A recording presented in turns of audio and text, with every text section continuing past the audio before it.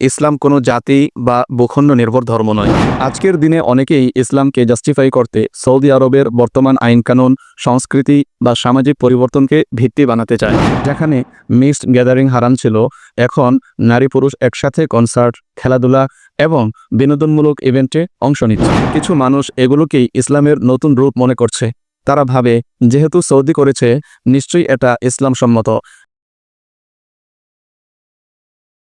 Saudi আরব, যার পূর্ব নাম ছিল জাজিরাতুল আরব বা আরব উপদ্বীপ, পরবর্তীতে তার নাম হয় হিজাজ। তবে 1932 সালে বাদশাহ আব্দুল আজিজ যখন সৌদি আরবের কর্তৃত্ব পান, তখন তার পরিবারের নামে দেশটির নামকরণ করেন সৌদি আরব। এখন সকলে সৌদি আরব নামেই চেনে।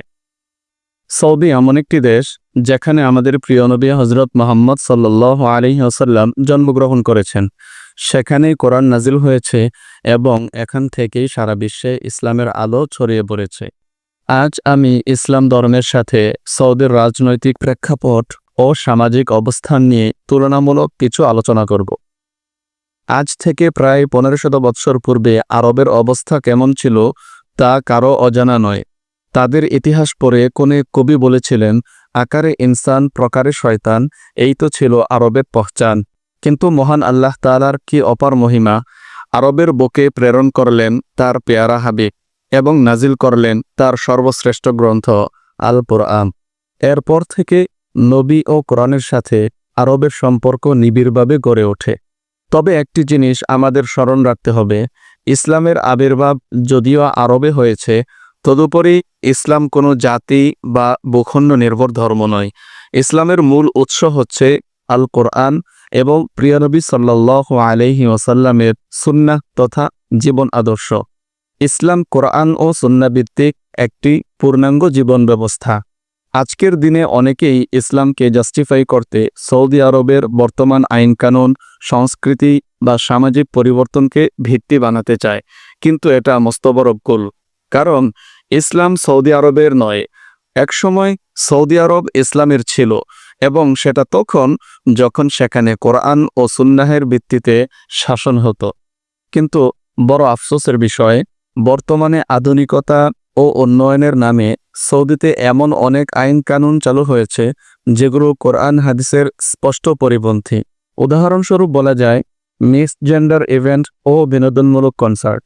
যেখানে মিক্সড গ্যাদারিং হারাম ছিল, এখন নারী পুরুষ একসাথে কনসার্ট, খেলাধুলা এবং বিনোদনমূলক ইভেন্টে অংশ নিচ্ছে।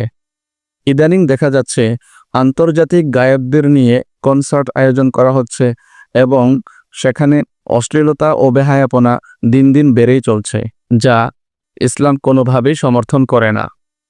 সিনেমা হল, মিউজিক ও বিনোদন সেক্টরের প্রসার 2018 সালের পর থেকে এখন পর্যন্ত নিয়মিতভাবে সেখানে নাটক, সিনেমা, সঙ্গীত ইত্যাদি প্রদর্শন করা হচ্ছে, যা ইসলামী সংস্কৃতি ও আদর্শের সম্পূর্ণ পরিপন্থী। নারীরা এখন অনেক ক্ষেত্রে প্রকাশ্যে পর্দাহীনভাবে চলাফেরা করছে। সৌদি নারীরা বিভিন্ন বিজ্ঞাপনে, এমনকি বিদেশি কোম্পানির পোশাকের মডেলিং হিসেবেও কাজ করছে, যা শরীয়তে স্পষ্ট হারাম। শরিয়ার নির্ধারিত শাস্তি যেমন রজম, হাত কাটা ইত্যাদি অনেক ক্ষেত্রেই স্থগিত বা বাতিল করা হয়েছে। তাগুত ও কথিত মানবাধিকার সংগঠনের চাপে পড়ে ইসলামী দণ্ডবিধি থেকে সরে আসা হয়েছে অনেকটাই। কিন্তু কিছু মানুষ এগুলোকেই ইসলামের নতুন রূপ মনে করছে। তারা ভাবে, যেহেতু সৌদি করেছে, নিশ্চয়ই এটা ইসলাম সম্মত। এটা একেবারেই ভুল ধারণা। আমাদের মনে রাখতে হবে, ইসলাম কোনো দেশের সংস্কৃতির উপর নির্ভরশীল নয়। ইসলাম চিরন্তন, বিশ্বজনীন এবং সর্বযুগের জন্য প্রযোজ্য। দেশ বা সমাজ বদলাতে পারে, কিন্তু আল্লাহর কিতাব কখনো বদলাতে পারে না। তাই আমরা যদি সত্যিকারের ইসলাম বুঝতে চাই, তাহলে আমাদের সৌদির বর্তমান সংস্কৃতি নয়, বরং কোরআন ও সুন্নাহকে অনুসরণ করতে হবে। আসুন আমরা দেশনির্ভর ইসলাম নয়, বরং আসল ইসলাম, মহানবী সাল্লাল্লাহু আলাইহি ওয়াসাল্লামের দেখানো ইসলাম বোঝার চেষ্টা করি।